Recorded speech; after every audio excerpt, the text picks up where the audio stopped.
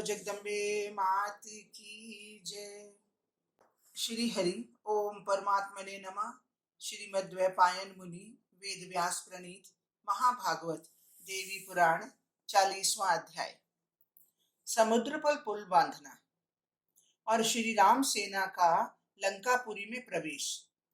राम द्वारा पितृ रूप से जयप्रदा भगवती की आराधना करना।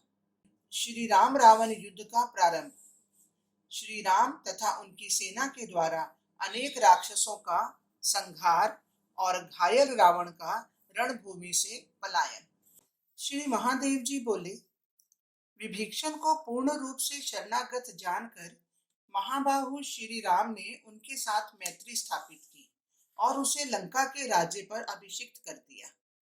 तत्पश्चात समुद्र के पार जाने की इच्छा से श्री राम ने वानर राज सुग्रीव से उनकी सेना का बल विक्रम जानने हेतु प्रश्न किया।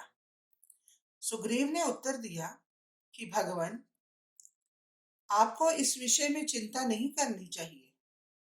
हम लोग पर्वतों को उखाड़कर समुद्र को सुखा डालेंगे और इस पर महासमुद्र पर सेतु का भी निर्माण करेंगे, जिससे आप सुविधा पूर्वक पार जा सकेंगे। सत्य पराक्रमी श्री राम ने सुग्रीव की बातें सुनकर प्रसन्नता पूर्वक ऐसी व्यवस्था की जिससे दुस्तर समुद्र ने स्वयं ही बंधन स्वीकार कर लिया। मुनिवर, तत्पश्चात सुग्रीव की आज्ञा से मय पुत्र नल ने पर्वतों को उखाड़ उखाड़ कर समुद्र में सेतु का निर्माण किया। मुनि शार्दूल श्रावण की पूर्णिमा को प्रारंभ कर उस वानर श्रेष्ठ ने मात्र 2 प्रहर, एक प्रहर मतलब 3 घंटा में ही समुद्र में सेतु का निर्माण कर दिया, जो सभी लोगों के लिए अत्यंत दुष्कर था। रावण ने जब महासमुद्र पर सेतु बंध की बात सुनी तो वह मोहित और भयाक्रांत होकर बार बार कांपने लगा। महामते, इधर लाखों करोड़ों महाबलशाली वानरों से घिरे हुए महाबाहु श्री राम लक्ष्मण के साथ कृष्ण पक्ष की त्रयोदशी तिथि को लंका गए। परम पराक्रमी वानरों ने लंका को चारों ओर से घेर लिया।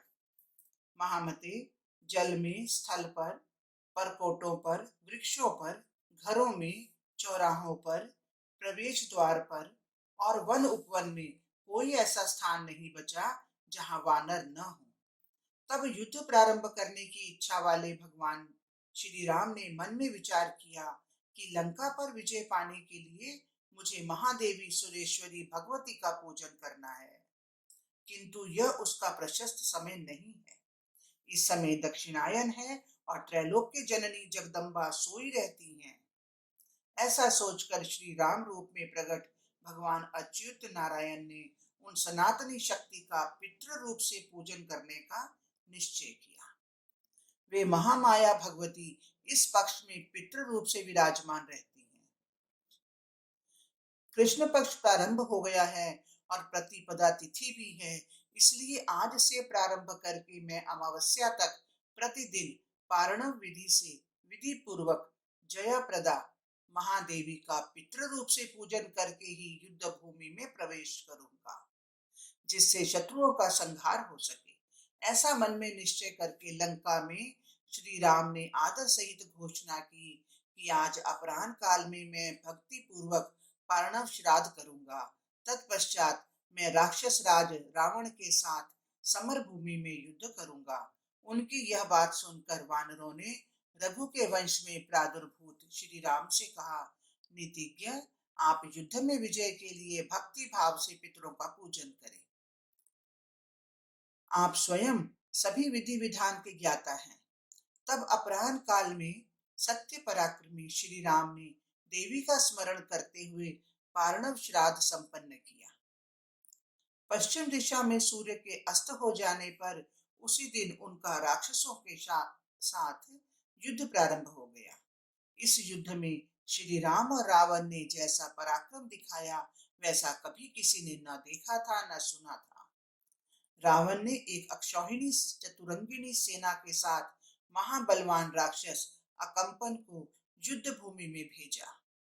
मुने, प्रथम दिन के युद्ध में पवन पुत्र हनुमान ने क्रुद्ध होकर उस पर प्रहार किया और उसे यमलोक भेज दिया। इसी प्रकार श्री राम भक्ति पूर्वक प्रतिदिन श्राद्ध करके देवी को प्रसन्न करते हुए राक्षसों का संहार करते थे।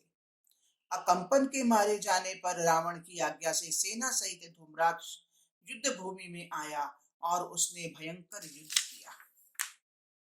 श्री राम ने दूसरे दिन युद्ध में उस वीर राक्षस का संहार किया। इसी प्रकार उस महासमर में अन्य दुर्दांत दैत्यों के मारे जाने पर रावण का मामा प्रहस्त युद्ध हेतु आया। उसके साथ रात्रि में दुर्धर्ष युद्ध हुआ। वह युद्ध देवताओं, राक्षसों, दैत्यों, मनुष्यों के लिए समान रूप से भयकारी था। उस राक्षस वीर के भयंकर गर्जन से देवगण कांपने लगे। वे देवगण युद्ध देखना छोड़कर सभी दिशाओं में भाग चले। उस दुर्धर्ष दैत्य का भी महाबली श्री राम ने उसी रात्रि के अंतिम प्रहर में संहार कर दिया। राक्षस राज रावण इस वृतांत को सुनकर अत्यंत दुखित हो रोने लगा। रावण को सांत्वना देकर प्रतापी मेघनाथ रात्रि में ही युद्ध के लिए आकर अदृश्य रूप से आकाश मार्ग में स्थित हो गया। महामते, उसने भयंकर नागपाश से सभी वानर भालुओं के साथ श्री राम लक्ष्मण को बांध लिया। राक्षस राज रावण के समान बलशाली उस वीर मेघनाथ ने अपनी माया से सबको मोहित कर दिया। तब विभीषण ने आकर रघुनंदन श्री राम को रात्रि के उसी क्षण में सचेत किया। सचेत होने पर भगवान श्री राम ने भयभीत होकर महान भय का नाश करने वाली भगवती भवानी का परम भक्ति भाव से स्मरण किया। तब गरुड़ ने आग करके उस भयंकर नागपाश को खाकर सैनिकों सहित राम लक्ष्मण को बंधन से मुक्त कर दिया। तदंतर प्रातःकाल उस प्रसंग को सुनकर रावण स्वयं युद्ध भूमि में आया और सभी लोगों को भयभीत करने वाला तुमुल युद्ध करने लगा।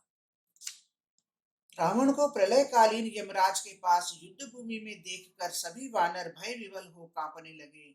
महात्मा श्री राम के साथ रावण का अत्यंत भयंकर युद्ध हुआ, जिसमें हजारों करोड़ों वीरों का संहार हुआ।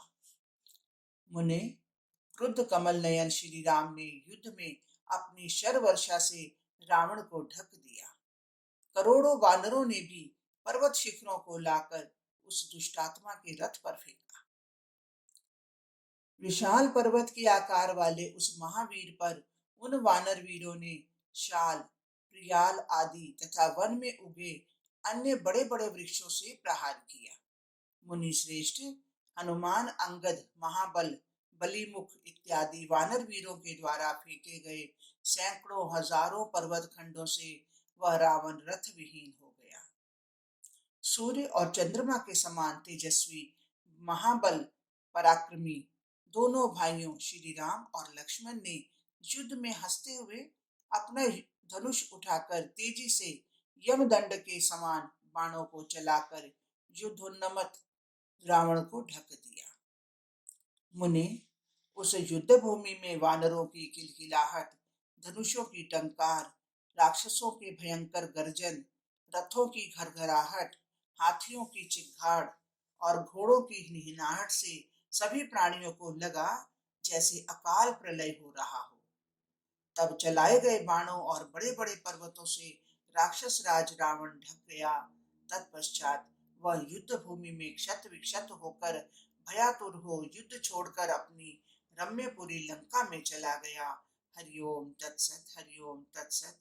इस प्रकार श्री महाभागवत महापुराण के अंतर्गत श्री महादेव नारद संवाद में रावण युद्ध भंग वर्णन नामक 40वां अध्याय पूर्ण हुआ।